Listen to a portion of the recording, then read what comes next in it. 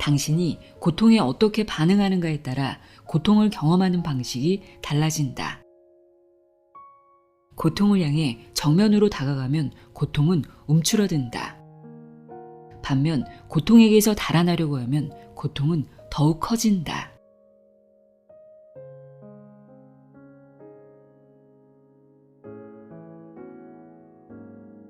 안녕하세요. 나의 소리책갈피 소리내어 읽다입니다.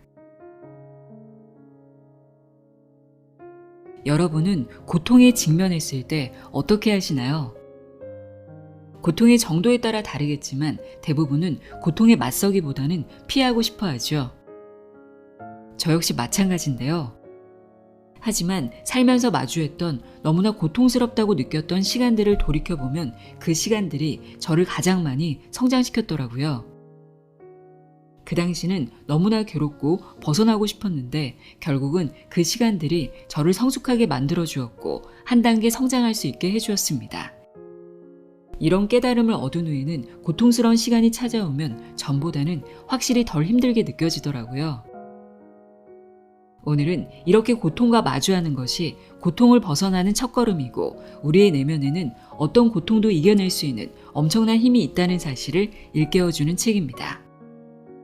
미국의 정신과 의사이자 심리상담가인 필 스터치와 심리치료사 베리 마이클스의 세상은 고통이다. 하지만 당신은 고통보다 강하다입니다. 이 책은 출간 즉시 아마존과 뉴욕타임스 베스트셀러에 올랐고 전 세계 37개 국가에서 읽히고 있습니다.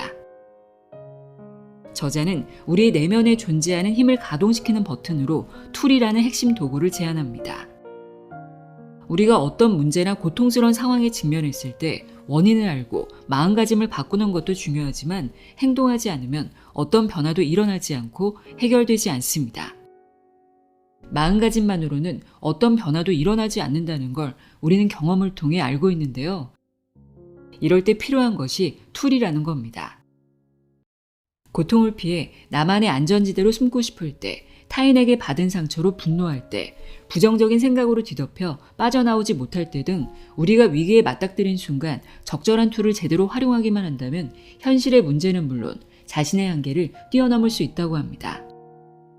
그동안 읽었던 수많은 심리학 책들이 원인과 마음가짐, 태도에 대해 주로 이야기했다면 이 책은 내 안에 있는 내면의 힘을 발견하고 그 힘을 최대한 발휘할 수 있도록 안내해 줍니다. 바로 실행해 볼 수 있다는 점이 참 좋았는데요. 책에는 용기의 툴, 포용의 툴, 끈기의 툴, 자유의 툴, 평온의 툴 이렇게 5가지 툴을 소개하고 있습니다. 오늘 이 책에서 읽어드릴 내용은 부정적인 생각으로부터 나를 지킬 수 있는 평온의 툴입니다. 그럼 지금부터 평온의 툴 어떻게 실행하면 되는지 자세히 전해드립니다. 세상은 고통이다. 하지만 당신은 고통보다 강하다. 내용의 일부를 읽어드립니다. 귀 기울여 들어보세요.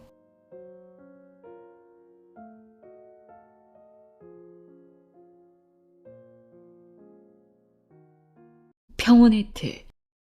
끊임없이 감사하라. 당신의 머릿속을 뒤덮은 먹구름. 엘리자베스는 삶이 온통 무너지고 있는 사람처럼 늘 얼굴에 수심이 가득했다. 하지만 사실 그녀의 삶은 꽤 안정돼 있었다.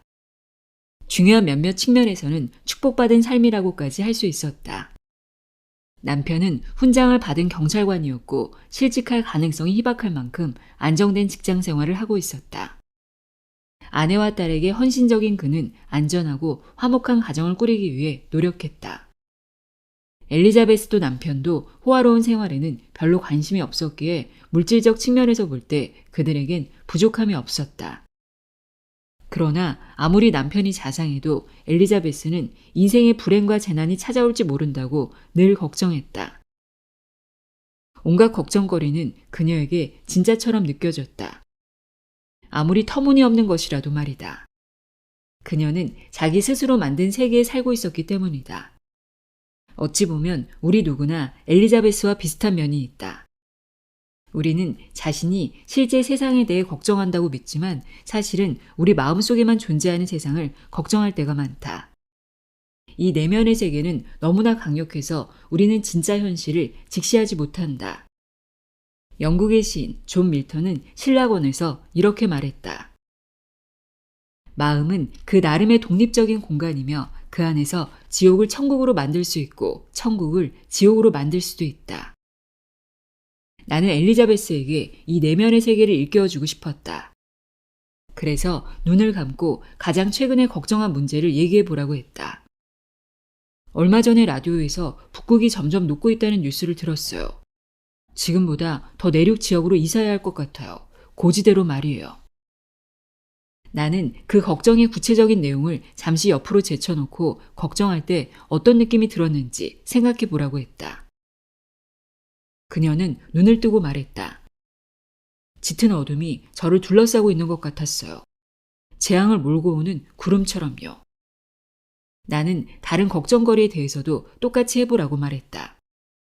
예컨대 딸이 대학 입학 지원서를 제 시간에 제출하지 못하면 어쩌나 하는 걱정 같은 것 말이다.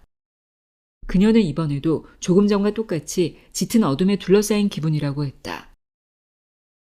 우리는 이것을 먹구름이라고 부른다. 끊임없이 걱정할 때 당신은 스스로 부정적 에너지를 만들게 되며 이 부정적 에너지는 먹구름처럼 당신 머리 위를 뒤덮는다. 먹구름은 긍정적 생각을 전부 차단하고 재앙이 금방이라도 닥칠 것 같은 두려움을 만들어낸다. 자연재해든 질병이든 또는 인간이 저지르는 실수든 말이다. 엘리자베스는 먹구름이 얼마나 강력해질 수 있는지 보여주는 대표적 사례다. 걱정하는 일이 실제로 일어날 개연성과는 무관하게 먹구름의 힘은 아주 강력하다. 사실 그 일이 현실에서 일어나는 경우는 거의 없다. 반복적인 상상 때문에 먹구름이 한층 강력하게 우리를 장악하는 것이다. 우리가 무언가를 반복할수록 그것은 그 자체로 생명력을 지닌 습관이 되어버린다. 그래서 그것을 하지 않는 것보다 하는 것이 더 쉬워진다. 당신에게도 이런 먹구름이 있을지 모른다. 평소 걱정하는 문제를 떠올려 보라. 직장 문제든 자녀 문제든 건강에 좋지 않은 부모님에 대한 걱정이든 말이다. 눈을 감고 걱정거리를 떠올려라. 그것을 반복해서 강렬하게 생각하라. 처음에는 조금 부자연스럽게 느껴질지 모른다. 그러나 계속 반복하면 걱정 그 자체에 가속도가 붙고 생명력을 지닌 존재처럼 변한다. 이제 그 걱정이 만들어낸 내면 상태를 주의 깊게 들여다보라. 어떤 기분이 드는가? 당신이 지금 경험한 것이 바로 먹구름이다. 실제 생활에서 먹구름은 지금 상상하며 만든 것보다 훨씬 더 두껍고 어두우며 위압적이다. 먹구름은 긍정적인 모든 것을 지워버린 채 부정적인 것만이 진실이라고 당신을 설득한다. 다음 그림은 이런 상황을 보여준다. 그림의 먹구름 위에는 태양이 빛나고 있다. 태양은 긍정적인 것, 실제 세계의 올바른 그림을 나타낸다. 이를 가로막는 먹구름은 뚫을 수 없는 장막처럼 그려져 있다. 이 장막은 긍정적인 생각에 다가가지 못하게 차단한다. 위쪽에서 여전히 태양이 밝게 빛나지만 구름 아래에 있는 사람은 태양이 존재하지 않는다고 느낀다. 이 사람에게는 즐거움이란 없고 오직 부정적인 생각뿐이다. 그는 자신의 생각이 만들어낸 먹구름의 무게에 짓눌려 허리를 숙이고 있다. 이렇게 사는 사람은 커다란 대가를 치를 수밖에 없다. 먹구름에 짓눌린 사람의 마음에는 결코 평온함이 생길 수 없다. 마음의 평온을 잃어버리면 마음의 평온은 매우 소중하다. 모든 것이 있어야 할 제자리에 놓여 있다는 안도감, 모든 것이 무탈하다는 평온한 기분, 우리는 누구나 순간순간 이런 기분을 느껴본 적이 있다. 내가 모든 존재와 조화를 이루고 있다는 내면의 평정 말이다. 먹구름은 이런 평온한 감정을 소멸시킨다. 먹구름의 영향력 아래에 놓이면 세상에서 잘못된 부분과 불안한 측면만 눈에 들어온다. 무력감, 자기증오, 비판적 태도 등 모든 종류의 부정적 사고가 먹구름을 만들 수 있지만 가장 강력한 먹구름을 만들어내는 것은 걱정이다. 마음의 평온을 잃으면 모든 게 문제로 보인다. 걱정거리와 싸우는데 모든 에너지를 쏟는 나머지 삶을 즐기는 것은 상상할 수도 없는 사치가 된다. 엘리자베스는 좋은 책을 읽어도 영화를 봐도 친구와 만나 점심을 먹어도 늘 마음이 편치 않았다. 그때마다 항상 어떤 걱정거리에 사로잡혔다. 하루는 그녀가 지친 표정으로 나를 보며 체념하듯 말했다. 뭔가를 진심으로 즐겨본 게 언제인지 기억도 나지 않아요. 이처럼 끊임없이 걱정하는 행동 패턴에는 잔인한 측면이 있다. 먹구름 속에서는 모든 문제가 생사가 걸린 것처럼 중요하게 보인다. 하지만 그렇게 느끼는 사람은 오직 당신뿐이다. 다른 누군가가 당신을 도와주리라 기대할 수 없다. 왜냐하면 다른 사람은 그 문제를 당신만큼 심각하게 여기지 않기 때문이다. 결과적으로 당신은 무력함에 짓눌린 채 혼자라는 소외감을 느낄 수밖에 없다. 엘리자베스는 먹구름의 영향력으로 늘 부정적인 것만 눈에 들어와 남편도 의지하지 못하는 단계에 이르렀다. 그녀는 상담하러 와서 지친 목소리로 말했다. 정말 이제 녹초가 되었어요. 오늘은 빨래도 해야 하는데 막막하네요. 나는 의아했다. 남편분이 집안일을 잘 도와준다고 하셨잖아요. 이젠 그 애한테 도와달라고 안 해요. 빨래를 제대로 깔끔하게 못 개거든요. 제가 직접 하는 게 속 편해요. 이런 태도는 늘 걱정거리를 지나치게 부풀리는 그녀에게 이미 지쳐있는 남편을 더 멀어지게 했다. 자신이 전혀 도움이 안 되는 존재라는 느낌을 좋아할 사람은 아무도 없다. 당연히 그녀의 남편도 예외가 아니었다. 친구들도 조금씩 멀어졌다. 그녀는 온갖 걱정에 신경 쓰느라 친구를 챙길 시간조차 없었던 것이다. 그런데 엘리자베스가 나에게 상담받기 시작한 지 얼마 안 되었을 때 다행히 그녀가 바람직한 충격을 받는 사건이 발생했다. 딸과 관련한 일이었다.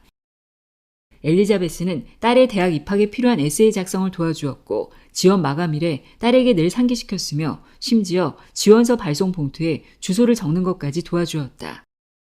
그런데 어느 날 딸이 엄마는 이기적인 잔소리꾼이라며 그동안 숨겨온 스트레스를 터뜨렸다. 그녀는 충격을 받았다. 두 사람 모두 진정을 되찾은 후 딸이 말했다. 그런 말을 써서 죄송해요. 하지만 엄마도 깨달아야 해요. 저는 엄마가 그 많은 시간을 애쓴 게 저를 위해서 한 게 아니라고 느끼곤 해요. 입학 문제에 대한 엄마 자신의 걱정을 해결하기 위해서 그러는 것 같다고요. 이 일은 엘리자베스에게 중요한 전환점이 되었다. 머릿속의 먹구름 때문에 좋은 부모가 되려는 강한 열망이 뒤틀려 오히려 딸에게 부담을 주는 뭔가로 변형되었다는 사실을 그녀는 인정하지 않을 수 없었다. 먹구름은 좋은 부모 역할을 망쳤지만 다른 그 어떤 것도 망칠 수 있었다. 그녀는 먹구름에서 벗어나기로 마음먹었다. 하지만 그것은 생각보다 쉽지 않았다. 부정적 생각의 힘은 왜 그토록 강력한가? 생각 패턴을 바꾸는 일이 어렵지 않다고 믿기 쉽다. 그저 부정적 생각을 긍정적 생각으로 대체하면 되지 않는가? 그동안 우리 사회의 많은 이들이 그렇게 믿어왔고 긍정적 사고방식이라는 책이 인기를 얻으면서 그런 믿음은 더욱 확산되었다. 이런 접근법은 효과가 있을 것 같지만 안타깝게도 그렇지 않다. 왜냐하면 실제로는 긍정적 사고가 발휘하는 힘이 부정적 사고와 비교가 안 될 만큼 약하기 때문이다. 엘리자베스는 친구가 준 긍정적 사고에 관한 책을 읽고 이를 직접 깨달았다. 요 며칠간 긍정적 생각만 하려고 무지하게 애썼어요. 그녀는 미간을 찌푸렸다. 하지만 그럴 때마다 바보 같은 짓이라는 느낌이 들었어요. 사실은 나쁜 일이 도처에 있는데도 모든 게 괜찮아 라며 내 자신을 속이는 것 같았거든요. 왜 다들 긍정적 사고의 힘을 강조하는지 이해가 안 돼요. 부정적 사고가 훨씬 힘이 센데 말이에요. 이 힘의 정체는 무엇일까? 나는 그녀에게 눈을 감고 이런저런 걱정거리를 떠올려 보라고 말했다. 이제 긴장을 풀고 당신이 아무것도 걱정할 줄 모르는 사람이 되었다고 상상하세요. 기분이 어떤가요? 엘리자베스는 잠깐 몸을 움찔했다. 잠깐은 마음이 편해요. 그런데 제가 상황을 통제할 수 있는 힘이 없어져 버린 기분이 드네요. 좋습니다. 이제 그 기분을 느끼는 상태에서 걱정거리를 다시 떠올려 보세요. 어떻습니까?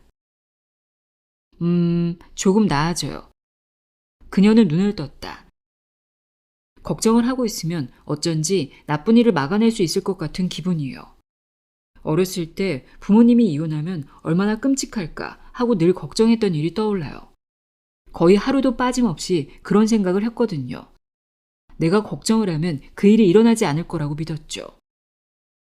하지만 실제로 부모님은 이혼하셨죠. 당신이 했던 걱정이 아무 소용이 없었던 거예요. 걱정을 멈추면 나쁜 일이 반드시 일어날 거라고 믿은 것 같아요. 사실상 걱정이 강력한 미신 같은 역할을 한 것이다.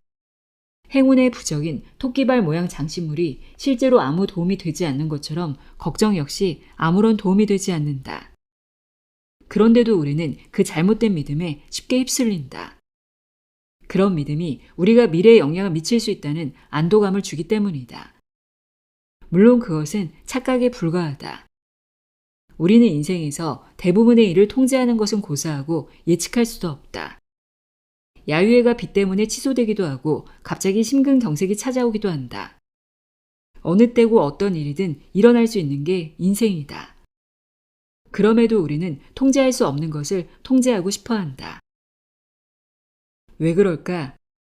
우주의 작동 원리에 관한 기본적 가정을 품은 채 그것을 결코 의심하지 않기 때문이다. 우리는 우주가 우리에게 무관심하다고 가정한다. 눈에 쉽게 보이는 현상만 토대로 한다면 그것은 합당한 결론이다. 그런데 우리는 우리에게 무관심한 우주 속에서 외로운 존재라는 기분을 느낀다. 우주가 나를 돌보지 않는다고 믿기 때문에 자신의 미래를 스스로 통제한다는 강박에 휩싸인다. 그렇게 이런저런 일을 걱정하는 것이 타당하게 느껴진다. 하지만 만일 우주가 실제로는 우리의 행복에 관심을 가지며 눈에 보이지 않는 크고 작은 방식으로 우리를 도와준다면 어떨까? 그것을 깨닫기 위해 그리 멀리 갈 필요도 없다. 먼저 당신의 몸을 생각해 보라. 신체는 공기로부터 산소를 빨아들이고 온갖 음식을 소화하며 보고 들을 수 있는 놀라운 능력을 선사한다. 당신이 세부적인 작동 원리를 이해하지 못해도 그 모든 과정은 놀랍도록 원활하게 이루어진다. 그뿐만이 아니다. 지구는 우리에게 먹을 것과 숨쉴 공기를 주고 필요한 물건을 만들 재료도 제공해준다. 그리고 이것들은 우주가 우리의 존재를 유지해주고 도와주는 무수히 많은 방식 가운데 극히 일부 예에 불과하다. 이런 내용을 설명해주자 엘리자베스는 말했다. 그런 얘기는 다른 곳에서도 들어봤어요. 하지만 마음에 잘 와닿질 않아요. 엘리자베스만 그런 것이 아니다. 사람들 대부분은 우주가 베푸는 것들에 대한 진정한 고마움을 느끼지 못한다. 그러나 다행히도 아낌없이 베푸는 우주의 관대함을 느끼게 도와주는 방법이 존재한다. 초월적 힘, 감사하는 마음. 어린 시절의 필은 베푸는 우주의 감사를 느끼며 세상을 보는 눈이 바뀌는 경험을 했다. 그리고 그것이 출발점이 되어 나중에는 다른 이들도 그런 경험을 하도록 이끄는 사람이 되었다. 그가 겪은 일을 여기에 소개하겠다. 내가 9살 때 남동생이 희귀암으로 세상을 떠났다. 그 일 이후 부모님은 다음 차례는 누구일까 라고 생각하며 또 다른 재앙이 닥칠지 모른다는 두려움에 떨었다. 시간이 흘러 내가 14살이 되었을 때였다. 어느 날부터인가 밤마다 원인을 알 수 없는 두통이 시작되었다. 날카로운 칼날이 머릿속을 찌르는 듯했다. 뇌종양이 아닌가 하는 두려움이 엄습했다. 시간이 흐를수록 두려움이 커졌지만 부모님께 걱정을 끼쳐드리고 싶지 않아서 얘기하지 않았다. 그러다 이대로 두면 안 되겠다 싶어 결국 털어놓았다. 깜짝 놀란 부모님은 나를 당장 병원에 데려가 정밀 검사를 받게 했다. 여러 검사를 해본 결과 특별한 병이 없다는 진단이 나왔다. 그리고 당시에는 미처 몰랐지만 이 일은 나의 세계관이 완전히 바뀌는 계기가 되었다. 그 무렵 내 인생에서 가장 신나고 의미 있는 일은 농구였다. 중요한 경기는 보통 YMCA 회관에서 열렸는데 그곳에 가려면 버스를 타고 맨해튼의 지저분하고 위험한 거리를 지나야 했다. 곳곳에서 매춘부와 마약상이 쉽게 눈에 띄는 동네였다. 여느 뉴욕 시민들과 마찬가지로 나 역시 거리의 안 좋은 모습을 가급적 눈에 담지 않으려고 그저 앞쪽만 똑바로 쳐다보았다. 내려야 할 정거장이 두세 블록 남았을 즈음엔 주변 건물이 전부 허물어진 곳이 나왔다. 대규모 재개발 공사가 막 시작된 그 지역에 이르고 나서야 마음이 놓이곤 했다. 병원에서 몸에 이상이 없다는 진단을 받은 이후 처음으로 그 버스를 탄 날이 지금도 생생하다. 그날도 버스는 평소처럼 맨해튼의 지저분한 거리를 지나갔다. 사람들의 고함 소리와 경찰차 사이렌 소리가 어김없이 들렸고 바람에 실려오는 쓰레기 냄새도 여전했다. 하지만 병원 진단이 나오기 전까지만 해도 이 버스를 다시는 탈 수 없을 거라고 생각했던 터라 그 모든 풍경이 완전히 다르게 보였다. 모든 풍경과 내가 느끼는 모든 감각이 기적처럼 느껴졌다. 어떤 거대한 힘이 내게 이 버스를 다시 탈 수 있는 기회를 그리고 내 나머지 삶을 돌려준 것이었다. 말로 다할 수 없는 감사한 마음이 차올랐다. 필은 너무나 강렬한 경험을 했기 때문에 세상을 다른 시각으로 바라보게 되었다. 전에는 그냥 버스를 타고 지저분한 거리를 지나간다고 생각했지만 그날 이후엔 모든 것을 돌려받았다는 감사함을 느꼈다. 어떤 강력한 힘이 자신에게 베푼다고 느낀 것이다. 우리는 이 힘을 생명의 근원이라고 부른다. 필은 이 힘을 짧은 순간 경험했지만 사실 그것은 항상 존재하고 있었다. 생명의 근원은 우리가 보는 모든 만물을 생겨나게 했고 생명체를 만들어냈으며 자신이 만든 모든 생명체에 긴밀하게 관여한다. 물론 여기에는 당신도 포함된다. 과거의 생명의 근원은 당신에게 생명을 주었고 현재는 당신이라는 존재를 지탱해준다. 그것이 지닌 창조적 힘은 당신의 미래에 무한한 가능성과 기회를 가져다 준다. 지금 누리는 모든 것에 대한 감사함을 깨닫는 순간 당신은 생명의 근원과 연결된 기분을 느낄 수 있다. 그러면 당신은 더는 혼자가 아니며 걱정에 시달릴 필요도 없어진다. 이런 설명을 들은 엘리자베스는 믿지 못하겠다는 표정을 지었다. 그런 얘기를 진심으로 믿는 사람들이 저는 늘 부러웠어요. 마음에 얼마나 위안이 되겠어요. 하지만 저는 의심을 떨쳐내지 못하겠네요. 그런 생명의 근원이 존재한다는 걸 어떻게 확신하시죠? 좋은 질문이었다. 보통 우리는 눈에 보여야만 또 다른 신체 감각기관을 통해 지각할 수 있어야만 그것의 존재를 믿는다. 하지만 생명의 근원은 물리적 세계에 존재하는 것이 아니다. 그것은 영적 세계에, 다시 말해 신체의 오감으로 지각할 수 없는 세계에 존재한다. 이 힘을 경험하기 위해서는 새로운 종류의 지각이 필요하다. 필의 이야기는 이 힘의 본질적 특성을 보여준다. 삶을 다시 되찾았다는 사실을 불현듯 깨달으면서 필의 가슴은 감사함으로 가득 찼다. 그는 이처럼 감사함을 느낌으로써 생명의 근원과 연결되었다. 눈에 보이거나 귀에 들리는 무언가 때문에 그것과 연결된 것이 아니다. 어떤 면에서 볼 때 감사하는 마음은 무한히 베푸는 생명의 근원에 대한 그의 반응이었다.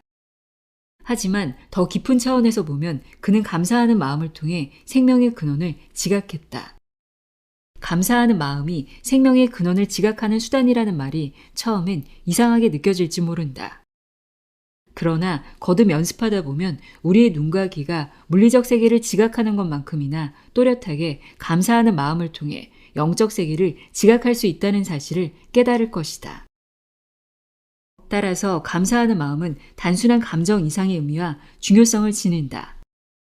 감사하는 마음이 곧 초월적 힘이 되기 때문이다. 일반적으로 초월적 힘은 우리가 불가능하다고 생각했던 무언가를 행하도록 도와준다. 반면 이 경우에는 감사하는 마음이 우리가 지각할 수 없다고 생각했던 무언가를 지각하도록 해준다. 요컨대 감사하는 마음이 고차원적 지각 기관의 역할을 하는 것이다. 이를 통해 우리는 다음과 같은 근본적 진실을 깨달을 수 있다. 우주는 신비로운 방식으로 움직이며 우리는 그것이 베푸는 풍부함을 끊임없이 받고 있다. 생명의 근원은 당신이 태어나서 죽을 때까지 매 순간 당신을 도와준다. 이러한 관계를 깨닫고 감사함을 느끼면 현실과 세상을 완전히 새롭게 보는 눈을 뜰 수 있다. 둘, 감사의 흐름. 살다 보면 특별히 노력하지 않았는데도 저절로 마음에 감사함이 차오를 때가 있다. 캠핑을 하면서 별이 쏟아질 듯한 밤하늘을 올려다볼 때, 첫 아기가 태어났을 때 등등. 이런 순간이 특별해지는 까닭은 삶의 무언가를 선물 받았다는 강렬한 감정 때문이다. 스스로의 힘으로는 만들어낼 수 없었을 무언가를 말이다. 눈을 감고 그런 경험을 했을 때를 떠올려 보라. 당신에게 일어난 감사한 일을 마음속에 생생하게 그려라. 그때 느낀 감사한 마음에 집중하라. 이제 그 감사한 마음을 믿을 수 없을 만큼 무한히 베푸는 강력한 힘과 연결하라. 우리는 누구나 이런 식으로 생명의 근원과 연결되는 경험을 한 적이 있다. 하지만 그 경험이 아무리 강렬했다 할지라도 감사함을 느꼈던 특정한 상황을 지금 다시 재현하기는 거의 불가능하다. 마음속의 부정적 사고와 걱정을 정말로 떨쳐내고 싶다면 현재의 주변 상황과 관계없이 항상 생명의 근원과 연결될 수 있어야 한다. 그러려면 감사한 마음을 자유롭게 불러일으키는 방법을 배워야 한다. 이를 위한 툴은 다음과 같다. 감사의 흐름. 스텝 1. 당신 삶에서 감사할 수 있는 것들을 떠올려라. 특히 평소 당연하다고 여겼던 것을 포함하라. 그것들을 조용히 말로 표현하라. 각각의 소중함을 느낄 수 있도록 천천히 말하라. 내 시력이 좋아서 감사해. 집에서 언제든 뜨거운 물을 쓸 수 있다는 사실이 감사해. 등등. 적어도 5가지 이상을 언급하라. 아마 30초도 걸리지 않을 것이다. 그것들을 생각해내기 위해 노력을 기울여라. 스텝 2. 감사함이 마음에서 나와 위쪽으로 흘러 올라가는 것을 느껴라. 감사한 일을 입으로 나열하는 것을 마친 후에도 당신 마음에서는 계속 감사의 기운이 발산되어 나온다. 이때 발산되는 에너지가 바로 감사의 흐름이다. 스텝 3. 이 에너지가 뿜어져 나오는 동안 가슴은 한없이 부드럽게 열린다. 이 상태에서 당신은 어떤 거대한 힘에 무한히 베푸는 능력으로 가득한 힘에 다가가고 있음을 느낄 수 있다. 이로써 당신은 생명의 근원과 연결된다. 다음 그림은 이 과정을 보여준다. 그림을 보면 감사한 마음이 강하게 발산되면서 먹구름을 뚫고 지나간다. 아래쪽에 있는 사람에게서 나온 통로가 먹구름을 가르며 위쪽으로 향하고 있다. 통로 안에 그려진 작은 선들은 위쪽으로 흐르는 감사함의 힘을 나타낸다. 위의 그림에서 먹구름 위에 빛나는 태양은 긍정적인 것들을 나타냈다. 이제 이 태양에 또 다른 적절한 이름을 붙일 수 있다. 바로 생명의 근원이다. 이것은 존재하는 모든 생명체를 만들어낸 근원이자 우주의 궁극적인 긍정적 힘이다. 이 그림은 감사하는 마음이 우리를 생명의 근원과 연결해주는 과정을 보여준다. 우리는 이 툴을 감사의 흐름이라고 부른다. 흐름이라는 말은 무언가가 계속 생성됨을 의미한다. 이 툴은 생각이 끊임없이 흘러 감사의 흐름이 끊임없이 발생하도록 자극한다. 그러면 생명의 근원이 무한히 베푸는 힘을 맞이할 수 있다. 무언가가 계속 흐른다는 것은 곧 지속적으로 새로워진다는 의미다. 따라서 툴을 사용할 때마다 매번 다른 감사한 것들을 떠올리는 것이 중요하다. 매번 새로운 것을 떠올리려면 약간 노력이 필요하다. 그러나 생명의 근원과 연결되게 해주므로 그 노력은 충분히 기울일 가치가 있다. 처음에는 감사한 일을 떠올리기가 힘들지도 모른다. 하지만 당신이 생각하는 것만큼 어렵지 않다. 실제로 일어나지 않은 일을 감사해도 좋다. 전쟁이 일어나지 않은 나라에 살아서 감사해. 지진이 빈발하지 않은 지역에 살아서 감사해. 하는 식으로 말이다. 감사한 일을 과거에서 찾아도 괜찮다. 좋은 고등학교를 졸업해서 감사해. 엄마의 사랑을 받으며 자랐다는 사실이 감사해. 하는 식으로 말이다. 감사해야 한다고 생각하는 일이 아니라 진심으로 감사한 일을 떠올려라. 없어져야만 소중함을 느낄 수 있는 사소한 것도 해당한다. 예컨대 친구와 함께 점심 식사를 할 수 있다는 사실, 집에 전기가 제대로 들어온다는 사실 등. 환자들은 왜 그러한 사소한 것의 중요성을 강조하느냐고 종종 묻는다. 답은 간단하다. 우리는 그것들을 당연하게 여기지만 그것들이 항상 거기에 존재한다는 점이 중요하다. 그것들을 인식하고 감사함으로써 생명의 근원도 항상 우리 곁에 존재한다는 사실을 깨달을 수 있다. 생명의 근원이 무수히 많은 방식으로 우리 삶을 지탱해 준다는 것을 말이다. 이 툴을 처음 익히는 단계에서는 감사한 일을 의무적으로 나열하라. 거기에 익숙해진 다음에는 그것을 하나씩 언급할 때 감사함이 마음에서 발산되는 것을 찬찬히 느껴보라. 그 후엔 입으로 나열하는 것을 멈추고 말하지 않아도 마음에서 순수한 감사함이 발산되는 것을 느껴라. 그리고 마지막 단계에서 가슴이 완전히 열리고 생명의 근원과 연결된다. 여러 번 연습하면 이 단계들을 매끄럽게 이동할 수 있다. 일상에서 수시로 이 툴을 활용할 수 있을 것이다. 엘리자베스의 부정적 생각은 대부분 걱정으로 이루어져 있었다. 하지만 다른 종류의 부정적 생각에 대해서도 얼마든지 이 툴을 사용할 수 있다. 예를 들어 자기 비판, 남을 쉽게 판단하고 비난하는 태도, 불평하는 습관 등이다. 그 대상이 무엇이든 강박적으로 집착하는 성향도 부정적 사고의 한 형태이므로 이 툴을 사용하면 좋다. 이 툴은 대단히 중요하므로 날마다 연습하는 것이 바람직하다. 한 가지 방법은 하루 중 특정한 시간을 정해놓고 실천하는 것이다. 내 환자들은 아침에 일어나자마자 식사할 때마다 그리고 잠자리에 들기 직전에 실행하곤 한다. 마음이 방향을 잡지 못하고 산란해질 때마다 실행해도 좋다. 버스 안에서 커피를 마시며 쉬고 있을 때, 슈퍼마켓 계산대에 줄을 서고 있을 때 등 어느 때고 그런 마음 상태가 될 수 있다. 그때마다 이 툴을 사용하면 자신의 마음이 얼마나 흐트러져 있었는지 깨닫게 된다. 마음이란 그대로 놔두면 온갖 하찮은 걱정과 불안, 부정적 사고가 파고들어 금세 자리를 차지하는 법이다. 감사의 흐름 툴을 자주 사용해야 하는 이유는 마음의 주인이 되기 위해서다. 인간이 진정으로 통제할 수 있는 대상은 자신의 마음뿐이다. 마음을 다스리지 못하면 결코 영적으로 성숙할 수 없다.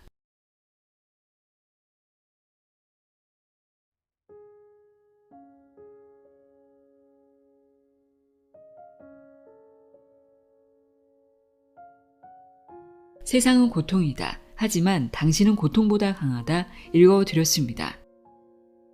삶은 언제나 불확실하기에 늘 평온할 수만은 없습니다. 그렇게 어떤 상황에서도 나를 지키는 법을 알고 있어야 하는데요.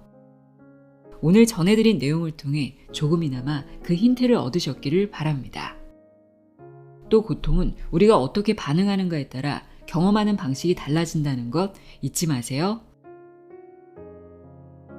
오늘도 함께 해주셔서 고맙습니다.